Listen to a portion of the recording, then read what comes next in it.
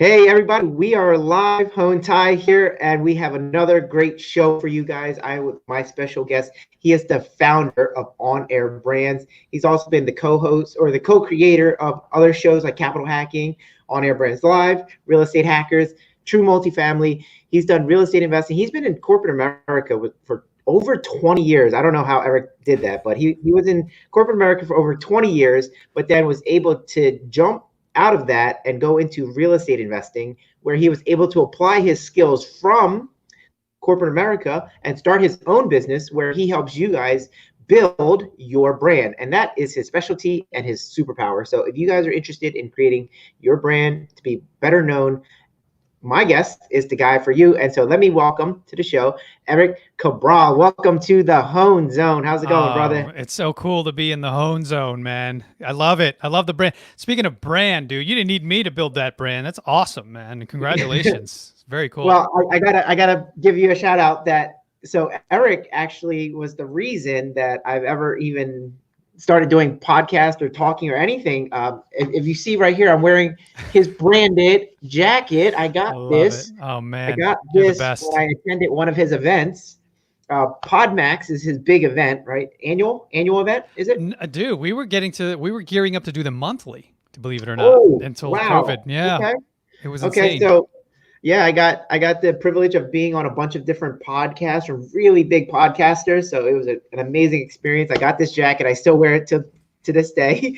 And it's amazing, Erik, dude. I love you for that.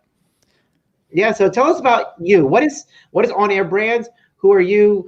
What do you do for people? All that good stuff, because people are very interested in becoming an influencer. Yeah, absolutely. I'll give it in a nutshell. And then we can get into nuts and bolts and the nitty gritty. But my story, like you said, over 20 years in corporate America, realized that, I was in the Matrix and I took the purple pill. The Robert Kiyosaki Rich Dad Poor Dad book changed my life and made me realize liabilities versus assets and how I could really build legacy and wealth for my family. And once I realized that, I couldn't go back. I had to start something new, and I didn't know what it was. Was I going to be a stock investor? Was it going to be in real estate? And I decided it should be real estate. I dabbled in stock, had some relative success in it. But I didn't have a passion for it. And I really felt real estate, for a reason that the 1%, 100% of the 1% invest in real estate for a reason. So that's when I was like, you know what, I'm going to do this. I'm going to see how it goes. And that took me down the rabbit hole of meeting amazing people, finding bigger pockets, finding my local RIA, finding all of my business partners now, and adopting the abundance mindset. That was massive for me. And when that happened, it really birthed everything from On Air Brands to the PodMAX event to real estate projects. So yeah, it really changed everything just from that one book. And it doesn't have to be the Kiyosaki book. It could be anything that becomes the catalyst to you sort of taking the next step and evolving into the next version of yourself. So you said the abundance, right? The abundance mindset. What is that? What is that for those who have no idea what you're talking about? Yeah, absolutely. The abundance mindset is, basically a rising tide lifts all boats. So if you truly believe in that, you can help someone genuinely without looking for anything in return. Well, that's the abundance mindset, because those who believe in that and know for a fact that I'm not in it for short term. I don't want to have a relationship where it's just what I call a customer type of relationship, where it's transactional, versus a client relationship where it's long term. You and I are together for years. That is the abundance mindset, where I'm like, I may not be getting paid now for anything that I'm doing, but I know in the long term, just like in real estate, I'll be getting dividends. In the relationship. So it's like relationship capital, as our buddy MC Lobsher likes to call it. Got it. All right. So there's people who, though, don't have that abundance mindset. Now, they may be successful, but they also don't have that kind of giver gain kind of mentality, or as they say, the universal law, give and you shall receive. like, how does somebody transition into that? Because it's kind of like, if I give you a little bit of mine, then I have less for me. Yeah. That's kind of like the thinking that people have. So Yeah, that's the scarcity mindset, right? So that's where I was for 20 years, most of my life. You know, hey, if I give you, what will I have? Well, that didn't serve me, right? Because I was on a hamster wheel, and I was surrounded by people with scarcity mindsets. You know, fearful of taking any sort of actionable steps to be better. And once I realized, and it wasn't overnight, Hone, you understand it's a long game. It is you working on yourself each and every single day, grinding it up here, dude, up here, over and over and over, feeding positive food into the mental factory, as Jim Rohn says. And you know, that took, I would say, a good part of a year. You know, at the same time I was leveling up my physical you know, version of myself, where I knew, if this is a marathon, how am I going to last? How am I ever going to make it to the finish line? Secret. There is no finish line. The finish line is when you're dead. But is that the spoiler alert? spoiler alert. But yeah, it's always working on yourself forever and ever and ever, and always leveling up, because the version that you're going to be become, you know, you're always going to look back and say, man, that's weird. Like, someone, you were at a high level, but there's always going to be another plateau. There's always going to be another goal. So when you take that flag and you stick it on the mountain, you're going to look up and you're like, oh shit, there's another mountain. Can I swear on this podcast? Yeah. Oh, a good Too friend, late. Jake. Good in, good out. Hit the dump button. Yeah. But yeah, okay. All right. So then what has that done for you now? You've been helping people build their brands. Let's talk about that a little bit. So you help people build their brands, and in turn, they're building your brand, right? But what are you doing for them?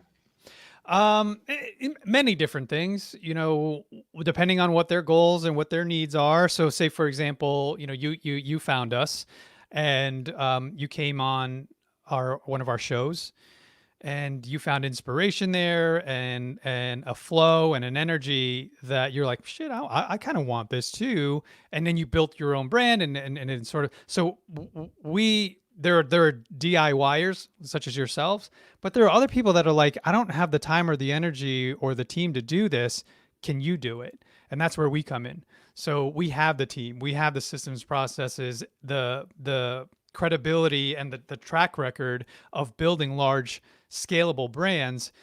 So when people see what we do, not just for clients, but for ourselves, because, you know, we drink the Kool-Aid, you know, and we practice what we preach and walk the walk, because it works. It freaking works. There's a reason Gary Vee is massive. There's a reason Grant Cardone is massive, because they've built brands that have a culture and a belief system that other people can get on. So we've done that ourselves, where we've built a brand that people are like, you know, there's tons of media agencies out there that people can hire, right? But they don't have, they're not on-air brands, right? There are other podcasting events, but they're not like PodMAX. So building a brand is really a differentiator, and a way for you to distinguish yourself from other people that are doing what you do. And, you know, here's the abundance thing coming back is there's enough for everyone. Just like in real estate, you're not taking that deal from me because I've got in the pipeline a dozen other ones. So right. We're all in it together, because if I don't necessarily pull the trigger on this particular project, I know you will, and then you'll give back to me at some point.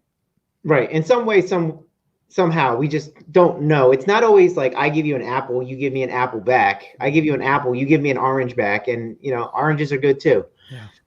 So what have you seen with some of the brands that you've created? What kind of results do people get with building a brand? Are they selling products? Are they selling services? Are they doing something different? Yeah. Like building a brand, what does that do for the end user? So it's the long game. Just like in podcasting, if anyone comes to us and says, how do I create a podcast? Which is also a brand, by the way. And how do I get ads? Well, that's very short-sighted, right? It's very shallow type of thinking, because this isn't an industry. It's evolved. That is traditional thinking, like traditional radio, where you buy ads and that's how you make money. Well, as investors, as business owners, having a podcast has many, many, many facets to it, like a diamond, where it's a credibility play, right? So people listen to you and automatically assume you know what the heck you're talking about. You've got a podcast, right? So then there's the thought leadership platform, right? So now you can share your ideas and your experience to help people and add value in their lives by creating your own platform, the Hone Zone, right? And which I'm honored to be on. It didn't exist, right, a month ago, No, right? it didn't. And you asked me, and I was like, It's "Why? all- Thank you." So it's helping people, other people aside from yourself. It's helping you, as a byproduct. But the abundance mindset, and we'll make this the theme, I guess, is that when you have a platform for people to stand on, they love you for it, right? So that's a piece of what we do, and what we do is we help our clients understand that if you're going to ask us for one simple thing, which is a podcast, which is not simple, but it's it's the first domino. It leads to something big, and you have to get ready for it. You have to understand that this could lead to meetups. The meetups can lead to conferences. The conferences can lead to, growing something bigger. And now it's a business. The podcast has become a machine in and of itself. So that's what we bring to the table, because we've seen the formula and the blueprint, and we twist, modify, and tweak it for every individual, because it's not always exactly the same, but it's the same, if that makes sense.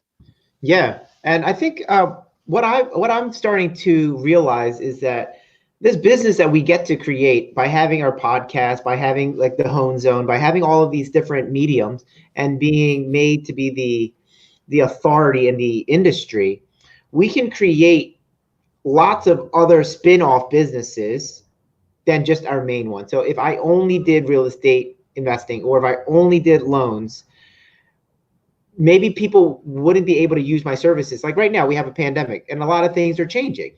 Right, a lot of things have shut down. A lot of things have restricted. So maybe we're not doing business the way we used to do it.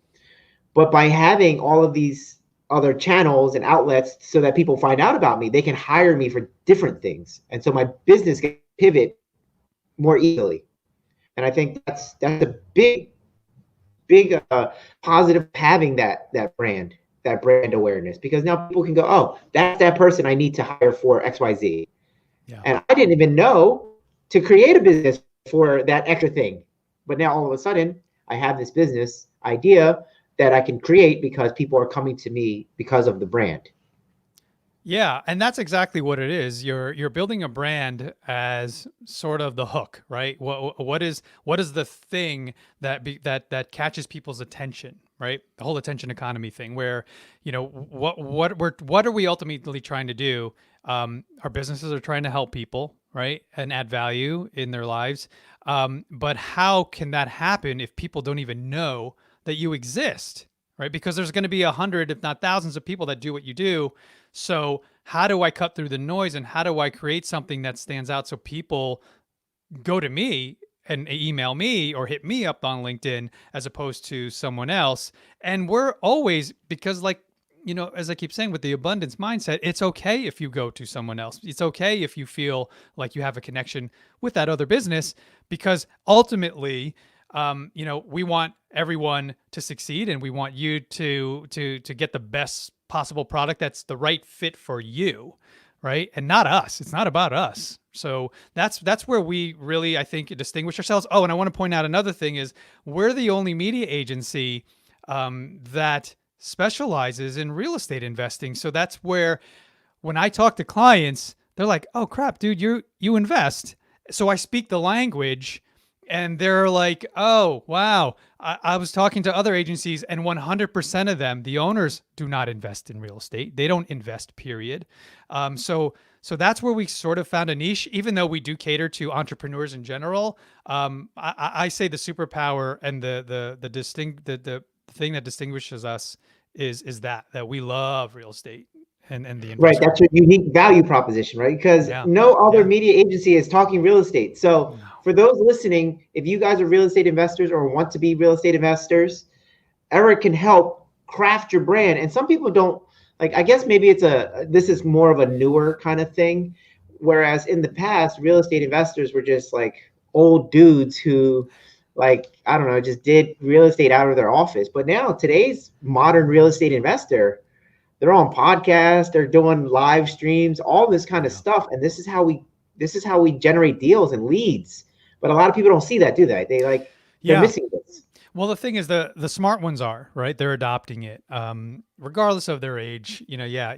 There's older ones, there's younger ones. I think the economy and the market has evolved really quickly to adopt what we're doing, what this is right now. Everybody's watching, in order to keep up. Because if you don't, you're going to be a relic, and your business, will go the way of the dinosaur. Because people need to know who they're buying from. They need to know who they're working with.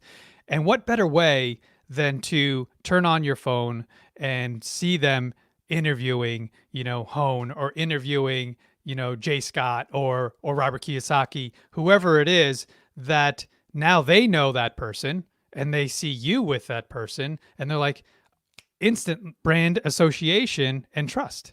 So now you've done the hard part. You've done the hard part, because now when they meet you, when all of this craziness goes away, they meet Hone and they shake your hand, and they already subconsciously trust you because they've been watching you for months, and you've been in their earbuds, and you've been on their eyeballs. So what we're doing is laying the foundation and the roadmap. So when we do meet in person, right? Boom, instant, now you trust. Right. And this also works because real estate investors, we use OPM, other people's money, and oftentimes we raise money. And if you're brand new to real estate investing and you just think that cash and bank financing is the only kind of financing, that is completely not true. A big part of it is raising private money. And raising private money allows you to do really big things. Like, Erik, you're a part of the Renault winery, third oldest winery in the country, is it? Yeah.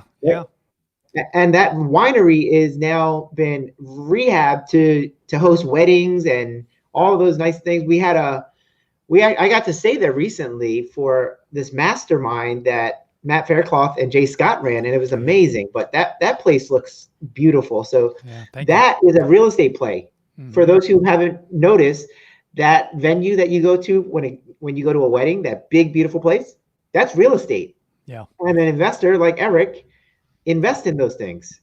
Can you tell us a little bit about that for those who don't know about it? Yeah. So, yes, it's a real estate play, but it's also a branding play. So what we identified very quickly when we found the project and the bank owned it over a year ago was the story. So the story behind Renault is that it is the third oldest winery in the country. The only, or one of the only American wineries that's allowed to use the word champagne, because we're grandfathered in by Louis Renault, over hundreds of years ago. And we found that the story isn't being told.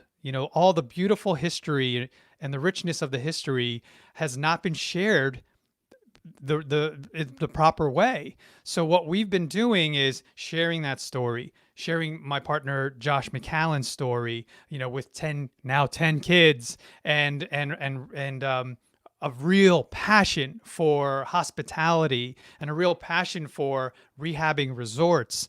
And the only person, the Walt Disney of a project like that, because the bank owned it for years, dude, and they didn't know what to do with it. There's a golf course on it. There's a 50-room hotel on it.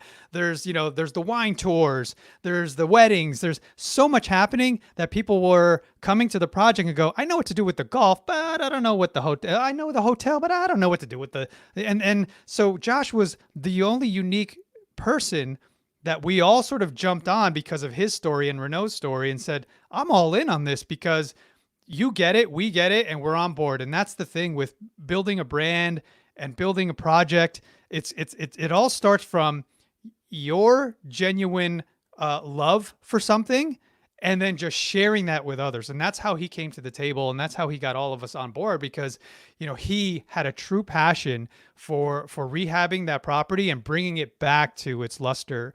And I just love that project. That's a legacy thing. We're never, I feel, and he could he could correct me on this, but I don't feel we're ever going to let it go, because my kids are going to grow up knowing and it's surreal to think, like, oh, we're going to Daddy's winery, and then like they run around and they go in their princess ball gowns, and they just love the place. And like you said, it's amazing where it is now. I truly get emotional when I see it, because I remember it being this awful, smelly, place that just was not well taken care of for a long, long time. And now with the Renault team and the accountable equity team, and Viva May especially, it's really shining, which is great. Yeah, that is such a cool place. And in terms of branding, I mean, that really sets you apart. It's like, oh, my name's Erik and I invest in wineries and wedding venues. Yeah, And it's it's like, weird. yeah, it's crazy, isn't it? Like Yeah. everybody else is like, yeah, I have a single family or multifamily home, but you're like, I have this resort. That's Yeah, it's awesome. weird. It's funny because I remember when I first met Matt Faircloth, and I used to say to him, I'm like, dude, you to me, well, now we're like best friends, but he, um, at the time, I looked up to him, and I still do, and I'm like, how do you talk at barbecues? You own hundreds and hundreds of units, almost thousands of units. Do they understand who you are?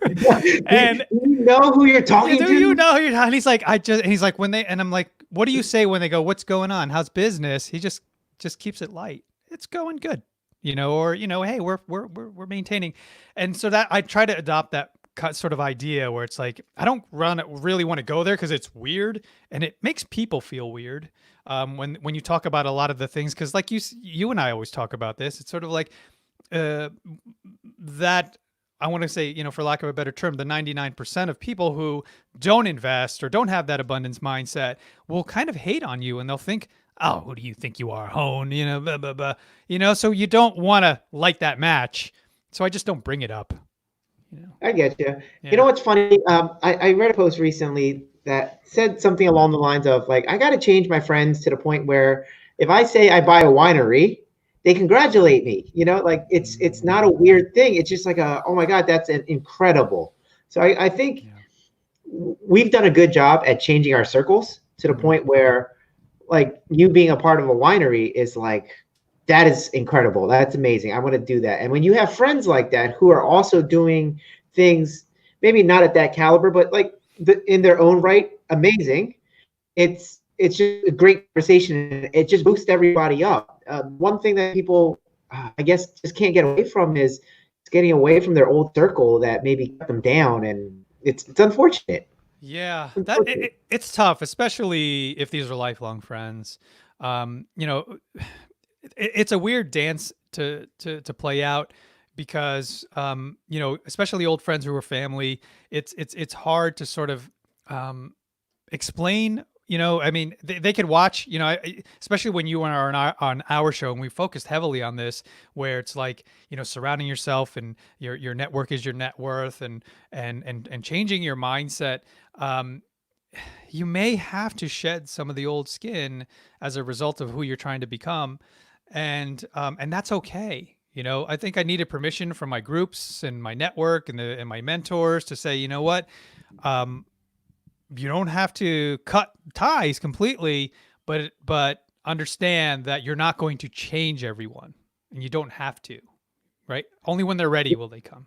I guess you don't really change anyone, right? You kind of just inspire Mm. people, maybe, or life just keeps kicking them in the butt, and they're just like, I'm tired of this. I'm tired of getting wrecked by life. So, Hone, Erik, what are you guys doing? Tell me more about investing in wineries. Tell me more about creating a brand. Tell me more about that. And then Yeah, then their life starts to change. yeah, You didn't inspire, you didn't change them. You were just there when they needed it. mm, yeah, Right. yeah. Good stuff. So with the on-air brand stuff, like how did you come up with that? That it's so cool. Like it's like I don't know anybody else that owns a media company. Like I think that's just the coolest thing. Like how did you come up with that? And Thanks. yeah. I'm gonna turn my light on here for a second because it looks like the sun is setting. It's getting dark. Hold on. Yeah, there we go. Um, good question, because I don't often get to tell it, but from coming from creative agencies, I noticed one thing, and it didn't bother me until I became an entrepreneur, that they lazily named their companies after themselves. That is such an easy way to brand, right? I'm going to name myself the Smith Company, or I'm going to name myself whatever. And you would use the initials of the founders, Right, like the so. home zone. I get Well, the it. Hone Zone, but this is great though. That's great. Nothing against your brand is amazing, but so I noticed that a lot of the agencies, they would take the founders' initials, right? And I never really cared or thought about it until like I had an agency called Cabral Design. It was my name, and when I started to get into this space, I understood. You know what? I have people working with me and working for me, and how do they feel working for Cabral Design? Like, how scalable is that, and how do I make them fall in love with Cabral Design? It sounds like it's all about me. So I was like, I need to come up and develop a name that people can feel like they have ownership. People can feel like I am a part of this.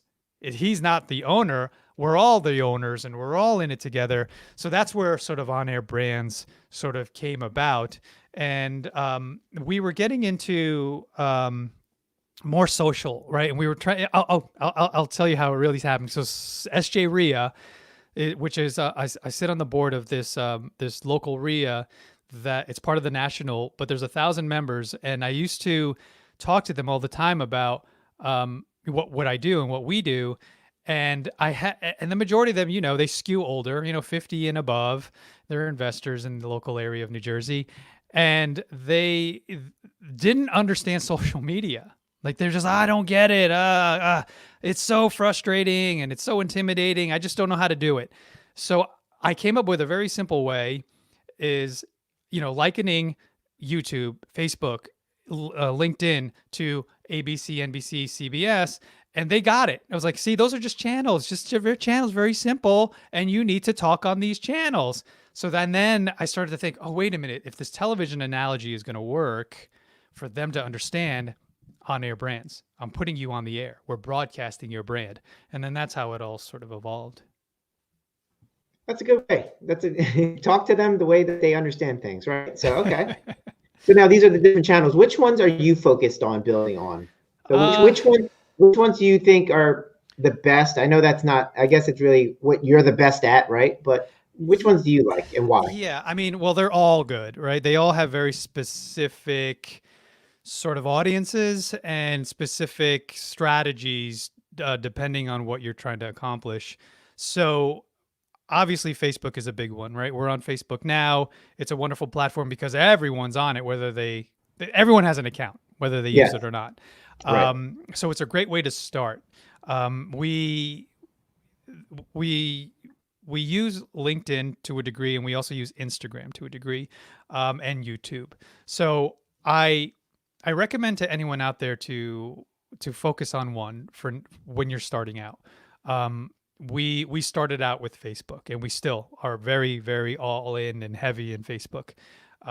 But the other platforms, because Facebook is very friends and family and close, acquaintances, whereas LinkedIn has always been this very polished business sort of focus, like recruitment and corporations are the types of people that, need to go into LinkedIn and find the next hire or the next, a person that they could partner with. So LinkedIn is good with that.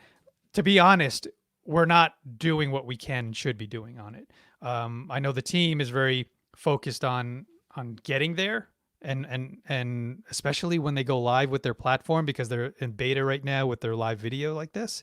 LinkedIn will eventually start being a heavy hitter in that space, I believe. And then Instagram is skews a little younger, right? A lot of the people who left Facebook went to Instagram and Snapchat, and that's where we play a little bit. It's a little more visual, it's a little more fun. I don't think we're same thing leveraging that the way we could be, with stories and videos. And I think it's about finding the right people on your team that can specialize in one of those platforms, whereas we as a collective are really all good in Facebook. So that's where we focus most of our attention. So that's the long answer. I gotcha. So I think also you have that niche, that real estate investor niche. And Facebook's really great for us to brand ourselves. I have an Instagram, I have YouTube, I have all of those things, but I have found my success mostly comes from Facebook. It is a younger demographic on Instagram and things like that. And I would say that older people have more money than younger people.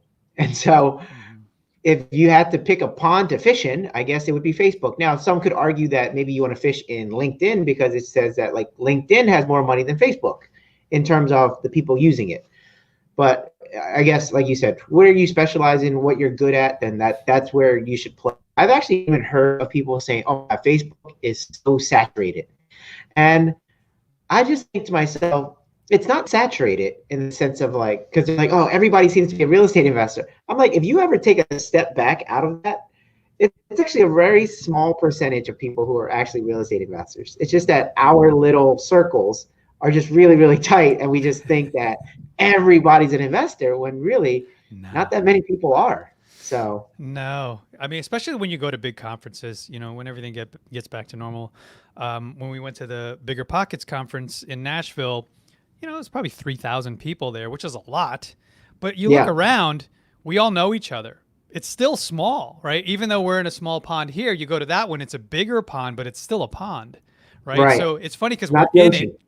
No, it's not the ocean. And when we're in this each and every day, it feels like, oh, geez, there's not a lot of us, or it's big or whatever. But you put it in perspective, and even when you just go around and talk to people in general, not everyone invests, right? It's just because of our circles. But yeah, it's interesting. Branding and marketing is universal. Real estate or not, if you're building a company, or you want to build a company or a personal brand, it starts there, right? It starts with your brand and building some awareness. What are like, let's get into some specifics for those who are watching, right? We've been talking very high level. We've been talking about abundance mindset and things like that. What are some things that people can do specifically to increase their brand awareness? Let's say they're a real estate investor, they're looking to raise private money, or they're looking for more deals, or they're looking to partner up with other investors. Like, what can a real estate person do to improve their brand? Yeah. So what works for us, and what has worked for us, in terms of, and I'll try to answer it piece by piece. If you're looking for investors, you're looking for people to partner with, and you have to get them, like we said earlier, to know who you are and what the heck you do.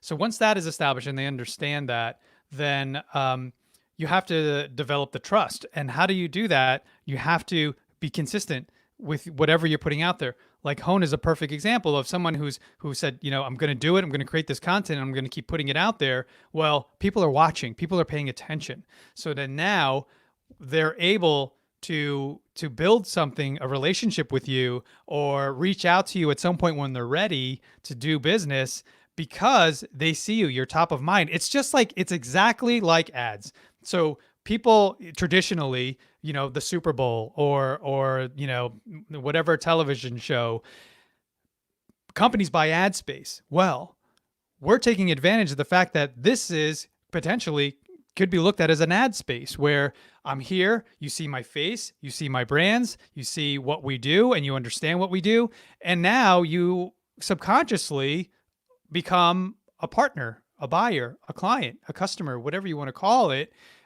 That is ultimately what you want to do, is you want to create brand awareness, because the industry speak, it takes 7 or 8 touches before someone does business, before someone opens that email, before someone hits buy on the app.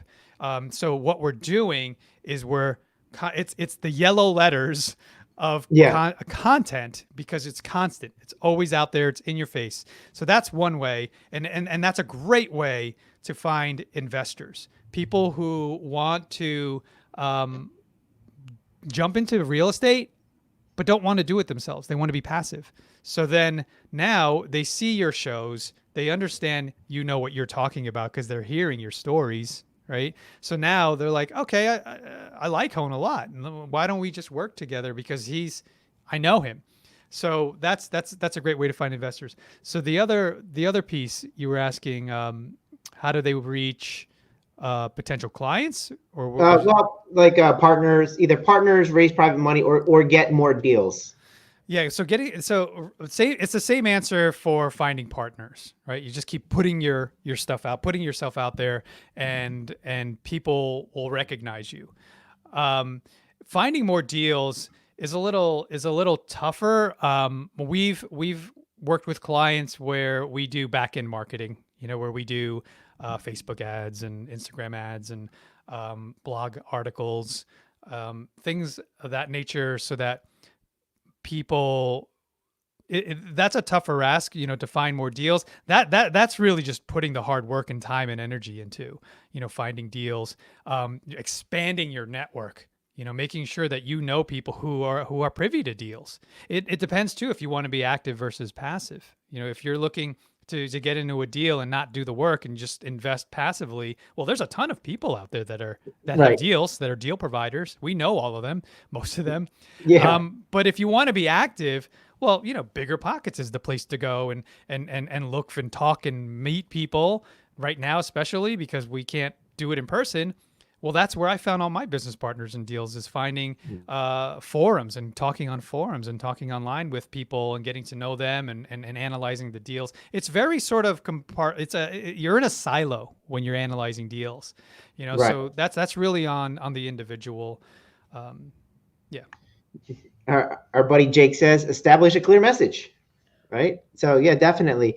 The building your brand, I think from my own experience, is a lot of it comes with storytelling, because we are here and nobody knows what our story is. We have to tell a good story, a compelling story, one that inspires, moves, touches people, right? Makes them feel different, puts them on a different emotional plane. Do you have any kind of tips or tricks for those who are trying to craft their message, things that you've seen? Because I know a lot of people who are investors, some of them are, let's just say, all about the numbers and not so much about the words.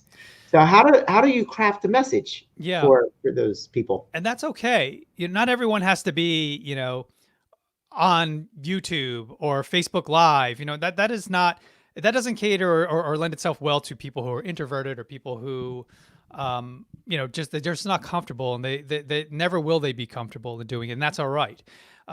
There's other forms of building your brand and your story, and that's through blogging. And then that's through writing, and that's through, email marketing or LinkedIn marketing, where you reach out to people using your words. That's very, very powerful. And I think that people always think, and they see what we're doing, that they need to do that. That's not the solution for everyone. So I think that there's countless ways to get your story out there. But what you have to do is ask yourself, what the heck is my story? If you don't have one, like if I don't have something, people find that I don't have something to connect with other people. Well, you don't know that, right? We're all, it's the snowflake thing where everyone is different. Everyone has a completely different experience than the other. So your story is unique. And we did a whole masterclass on this recently, where we're talking about clarity and building your personal brand and finding clarity in your message, and finding it possibly through a story. And what I failed to highlight to people out there that were watching that masterclass, we got a lot of positive feedback. We also got some great constructive criticism in that. Ask yourself a question. So the question that we tell our clients and ourselves, if you're trying to establish a story, have you been through what have you been through? What adversity have you experienced? What was an aha moment for you? Like for me, it was the purple pill, being tired of corporate America, and then realizing I want to create legacy for myself and my family. Well, that became my story. What happened to you that was a life-altering event? So what was it for you that completely changed your life or inspired you to become something else? Well, that's your story, and you put it out there, people were going to come. And the thing is, you don't have to worry about, I need to talk to everyone out there. If you're talking to 1,000 people, and one person or 10 people come to you, then you've accomplished your mission. Because now you don't need to be Gary Vee or Grant Cardone. You could be like us, where it's like, I'm fine with talking to 100 people. That's totally fine. And I don't need more than that. Right, right. And I think that the one thing that you were alluding to is find what is authentic to you. Don't be Gary V or Grant Cardone or even us. Like, if this is not your medium, if this is not where you're comfortable, don't do this, because it's going to look terrible and you're going to do the opposite of branding, and you're going to just you're going to repel people.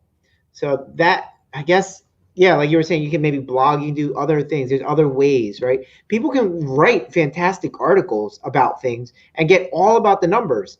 And guess who you're going to attract? Other people who are all about the numbers. And that's great, right? Because there's enough of every type of person out there. So if you become that like light to the moth, like just be that. Yeah. I also want to highlight, I didn't mention that. Say you do want to have that. You want to have that as part of your company or your brand. Well, find someone that is great at that. They're not necessarily the numbers person or they don't like to analyze deals, but they love to put out content that inspires, or they love to put out content to the masses that can explain what it is you do in a really, in a way that connects. So you can partner with someone that's upfront, the brand upfront, and then you're sort of the back end, the numbers. And that was one of my my earlier business partners, Justin Fraser, was that, although he could do what we're doing and get in the front of the camera, he's great at being on stage, but he preferred having, the back end and crunching and doing all the numbers and analyzing deals, while I would be in the front. And so you just got to find what it is you're good at, what it is you don't love to do, and find someone who loves to do what you don't love to do. Right. Which part of it which part would you say you love to do? Dude, I love speaking on stages. I love inspiring people. I love telling stories. I love building brands. And that's my wheelhouse. That's my superpower. And it's funny because I love real estate too, but I loved the part that I loved about it most, and I think most entrepreneurs suffer from this, is the early stage, right? The honeymoon phase of the project. But then when it started getting into, after the champagne is popped, it's like, now we got to do our work, So that was the part that I wasn't in love with. And it's the same thing with branding. I love building it and birthing something from nothing. And then when it becomes a business, we're 2-3 years into On Air Brands and PodMAX, it's work. But the cool thing is about that, Hone, is it becomes a machine, and there are people in there and gears and oil, and it's just moving along. Whereas now I can go build the next thing, so Yeah. it's worth the energy. It's worth the energy Right. up front. I definitely feel that there is that honeymoon phase. Just buy a project, you're all excited, and your mind is like all I can see is the rainbows and unicorns. But as we know, there's a lot of work that you have to put in for a deal to happen. Yeah. I'm doing that right now. I'm building a new website, and I'm using a new platform I've never used before. And there's just so much work, right? But before this, I was so excited. I was like, oh, I'm going to build this cool website. It's going to be all automated. People are going to go into funnels, and this and all that's going to happen. And now I'm building it, and I'm just losing my mind. But I know once I build it, it's going to be like this thing I'm proud of. Yeah. Yeah. I mean, it's funny because that is our curse, right? As entrepreneurs, especially if you're the visionary, and not necessarily the manager or the technician, you love coming up with ideas. And that's like the Elon Musk thing, where he's got, 50, 60 companies, but he doesn't operate in any of them. He has CEOs, he has COOs, he has people that run that business, whereas Right. he comes up with the ideas. And that's how I feel you and I are. It's like we come up with the ideas, we get excited. Right now, we implement the ideas, Yeah. because really there's no other choice. But eventually, you get to the point where you do have people, teams, and systems that can take your ideas, run with them, and it becomes a flourishing, or if not, some form of successful business. Well, I mean, that's exactly what you've created, right? You've created a media team that allows other people like myself. Let's say I was trying to build my brand, and I was just a real estate investor who has no idea how to do a podcast, has no idea how to do a show like this. Yeah. Like, people can just go to you and say, Erik, build it for me. It's the same thing as real estate, right? Where there are people out there who have full-time jobs and they want turnkey. They just want an operator that says, "Hey, tell me where the house, tell me how much, and then you run it." That's what we do. We're the turnkey creative media resource where, we know you're operating your business. You're really good at that, but you're not necessarily really good, and nor do you want to learn how to be good at this. Well, yeah, then we take it and we make it turnkey and we build it and create it and run it for you. Because podcasting, and I just want to highlight to everyone out there that's listening and watching, is that yes, podcasts is crazy right now, right? There's almost 1 million podcasts out there. Highlighting there's only 250,000 which are live, so you could still start one. It's not oversaturated.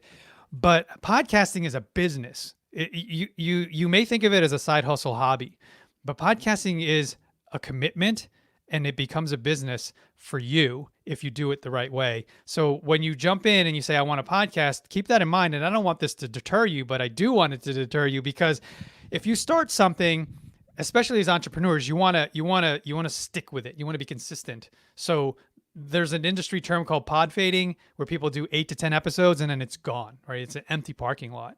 Well, now there's opportunities for business owners and people out there who understand. And I'm going to hopefully peel back the curtain here and do some ninja techniques for people out there.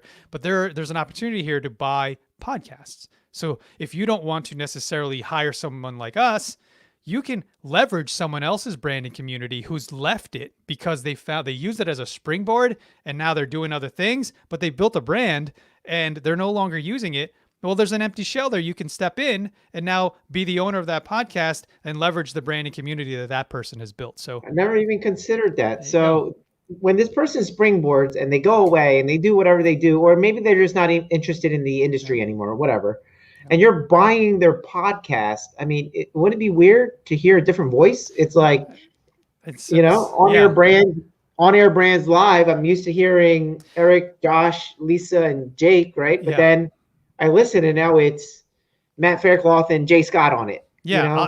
So I'll peel it back for even more, and anyone who's stuck in the end is going to get the secret sauce. Here it is. It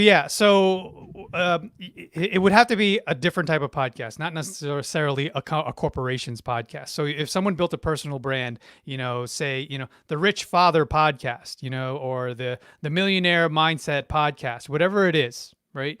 That fits more sort of with what you're doing and what you want to do.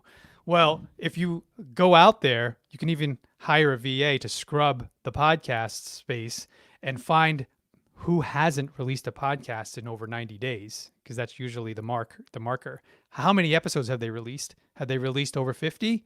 You got to figure out what the criteria is, and that is the criteria for us when I try to look for a podcast that we can purchase. Is you find out what the criteria is, you reach out to that person and you say, hey, I'm looking to purchase a podcast that's similar to yours. Do you know of anyone, or are you interested? Well, they're going to see an opportunity here for them because they're not doing anything with it, right? To make some cash. And you can say, the only requirement I need of you is I need you to co-host with me for however many episodes. There's some serious ninja stuff here. So I want you to co-host. Say you had a podcast. I'm like, hey, brother, co-host with me for 6 to 12 episodes, and then you can peel off. And then all I need from you, and you can put this all on paper, is to be a guest host twice a year. But you do it with me, and then there's a transition period there where people now, they hear Hone, and then now he took a long break, but oh crap, he's back, but he's got a co-host. I'm your co-host. And then eventually you peel off, and now it's mine. Love it. And so that's why, like you were saying, you have to be kind of careful with the branding. So if you use your name in it and then you try to peel off, then it's going to be an issue. I mean, don't get me wrong. There's instances, like say Emerald. Remember the BAM guy? Remember the guy that was cookery? Well, he sold his brand to Martha Stewart for millions and millions of dollars. So, there's instances where people buy a brand, even though it's a name, because it's got tons of equity, tons of fans. But for someone like you or I, or people who have hundreds or thousands of listeners, if you want to think of it that way, build a brand that you can eventually sell, then you have to go with that in mind. Like On Air Brands. I always thought this could potentially be a company that's sold. So then it can't be Cabral Design, right? So it has to be something that someone else can own without being connected to me. I thought that I thought that for a while, right? As like, do I put my name in the thing or do I not? Because yes, who wants to represent somebody else's last name or whatever, right? But I talked to the founder of Constant Contact, and he sold the company for $1.3 billion, I think, or $1.2 billion. Sick. And I asked him about that. I was like, what do you think about that? He was like, well, it really just depends on what you build from it. Because if you think there's companies like Angie's List, right? Craigslist, Charles Schwab, like all of these companies have the person's name in it. And like, they may not be in it anymore, or they could be, right? But they still have that brand equity, even though the person's name is on it. And so it just gets synonymous to that thing. So. Oh yeah, absolutely. I mean, like you were saying, there's no exact way to do things. It's always, one size doesn't fit all. So right. where it helps when you're building a business, and that's why I say you have to link. I recommend that you go into thinking of things long term and what is your ultimate goal. If it's a platform to launch your brand and your message, it's okay. Right. It's okay. But if it's long term, because you're going to build ancillary businesses, all these other things are going to branch off of it eventually. But if you're thinking of it as a brand that you want other people to potentially own, then yeah, you may want to think about, should it adopt my name or not? Entrepreneur Circle, my podcast, same thing. I was thinking of it in a way where, what if I pass this along to someone else? I want other people to feel like they can have ownership. Yeah. And the only thing that I did to it was it's my initials, EC. Erik Cabral, Entrepreneur Circle. So it's the same exact logo when I use my personal brand versus the podcast. You're a clever one right there. So that's where my expertise and superpower comes in, right? Branding and being able to sort of figure out all of these things before you get to that point and you're like, oh crap, I'm looking back here. I should have done this. But it's okay. It's okay. As long as you start and you build, then that's what matters. Right. You can always pivot, Absolutely. and it's okay. Absolutely. It's okay. And I think the businesses that we build early on are the ones that teach us the lessons that we need in order to build the next business more successfully. All right. Right. Yep. I think what was it, Cabral? Was it Cabral Brand or what? Yeah, I had two. It was both. Yeah, Cabral Brand and Cabral Designs. Okay. Right? But yeah, you're right. It doesn't have to be the first to exist for On Air Brands. 100%. And On Air Brands had to exist to create PodMAX, and then whatever the next thing is. There's always going to be. So you're right. You don't have to think of things as the be all and end all, and then get stuck in the trap of analysis by paralysis. Just do it and know that this isn't going to be the last thing I create. I'm going to keep creating something else after this. Yeah, analysis by paralysis, or paralysis by analysis. Yeah, that kills more dreams and ideas than anything else. That's what keeps people in their 9-to-5s and keep corporate America for over 20 years, 30 years, whatever it is. Yeah. Like, even if they hate it, it's just like, oh, I got to get this perfect. I got to get this name perfect. Exactly. And there is no perfect because you don't build it. No. Nobody really knows and cares what your brand or your name is until you give them a reason to care. Mm-hmm. Right? Google actually doesn't really mean anything except that Google made it something. Yeah. Right. So same with whatever brands we create. Right. So for all those listening, just start. Right. Just start. Just get out there. And if you need help, there are people like Erik who help you create things like that. So Erik, if you had to leave the viewers with any kind of tips, messages, or anything that they should just take away from this whole entire call, what is it? What would you say to anybody listening? Words of advice for those who are interested in branding themselves. Yeah, it's exactly what you were saying.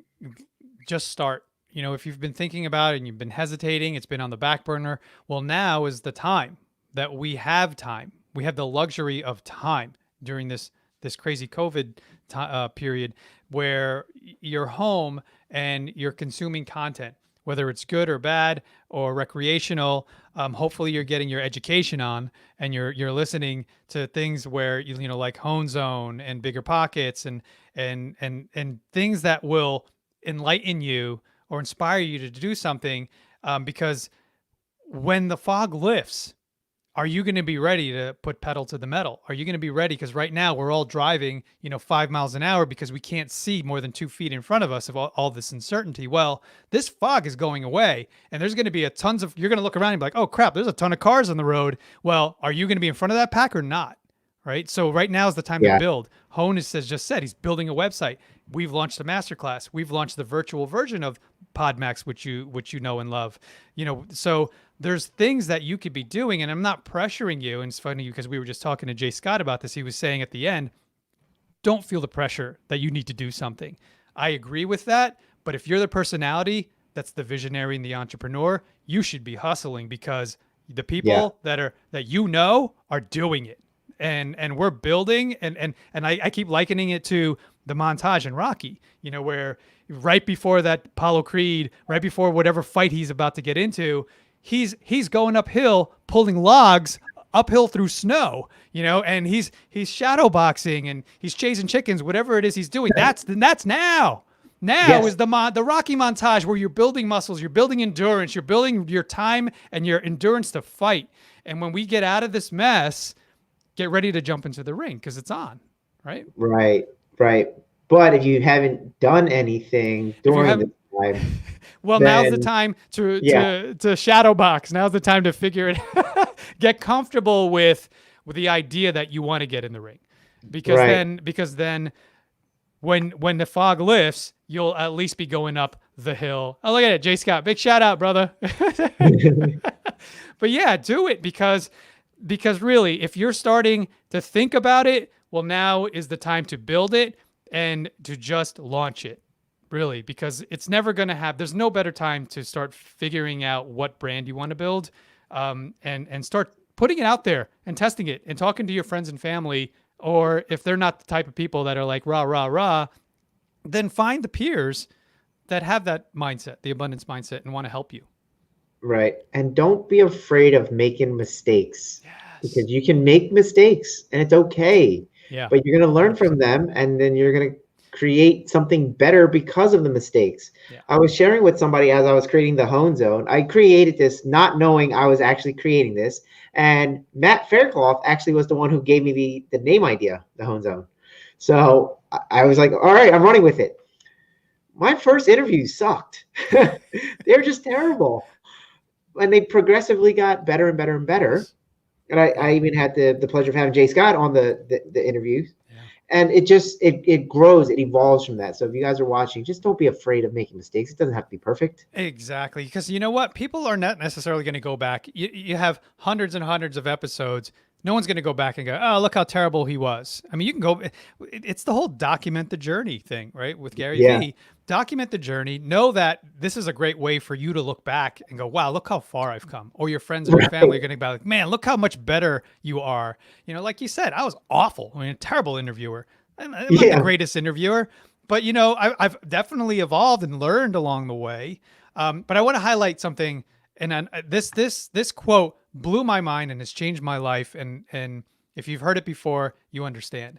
But when I realized failure is success in progress, that changed everything for me, because my upbringing was the opposite. I've always heard throughout, the course of what was in my DNA at the time was failure is not an option, right? Failure is success in progress. And when you realize that is necessary to learning, falling on the ground, scratching yourself, your face in the mud, you're going to come up. As long as you get up, right? As long as you stand up, it's not failure. So, cool. Great points. Well, Erik, thank you so much for being on the Hone Zone. You covered a lot. Hopefully people are going to take the tips and actually do something with it, because this is the time to brand themselves. If people want to reach out to you, how do they contact you? What's the best way? Yeah, you got it right down there, OnAirBrands.com. Or if you want to know more about our virtual event now, which is PodMAX Global, you want to get on podcasts, you want to meet wonderful people. We have from Sasha Group, the president of Sasha Group, which is a Gary V company. His name's James Orsini, so he's going to be part of it. He's our main keynote. So if you join that, you'll be a part of it. You'll get to learn from him. Their business is focused on growing and helping you to create content and how to launch and 10x your brand from a small to mid-sized business. So yeah, I highly recommend people check that out. PodMAX.co. PodMAX.co. Love it, Erik. So again, thank you so much for being on the Hone Zone. A lot of people have gotten a lot of things from this, and I will catch you in the next episode. Appreciate you, brother. Thanks. See you later.